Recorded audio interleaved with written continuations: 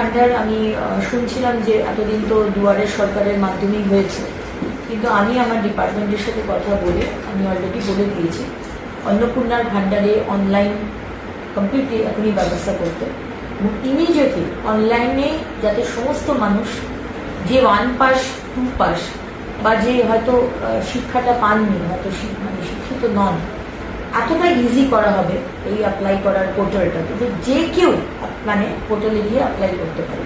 সুতরাং অনলাইনে অন্নপূর্ণার ভান্ডার আমার প্রত্যেকটি বাংলার মা বোনেরা যাতে অ্যাপ্লাই করতে পারে আমরা কিন্তু সেই ব্যবস্থা করছি ইমিডিয়েটলি।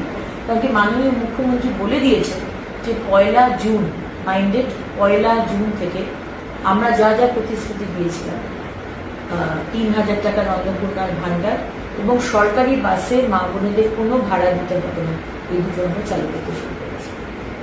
দেখুন, যারা লক্ষ্মীর ভান্ডার পাচ্ছিলেন তারা সবাই অন্নপূর্ণার ভান্ডার পাবেন। আমি আবার রিপিট করছি, যারা লক্ষ্মীর ভান্ডার পাচ্ছিলেন তারাই সবাই আবার অন্নপূর্ণার ভান্ডার পাবেন।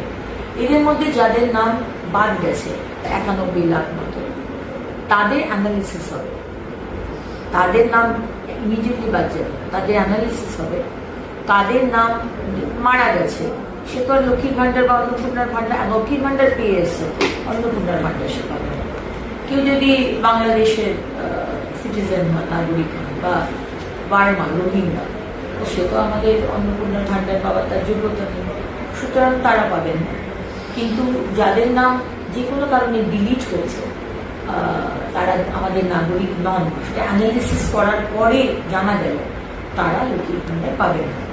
এর থেকে আলাদা করে রাখা হয়েছে যারা ট্রাইব্যুনালে আপিল করেছে, তাদের নাম কাটা গেছে এবং যারা ট্রাইব্যুনালে আপিল করেছে তারা কিন্তু এখনো লক্ষ্মীর ভান্ডার পাবেন, তাদের নাম কিন্তু কাটা যাবে না, বিকজ তারা আপিল করেছে, তারা প্রসেসে রয়েছে।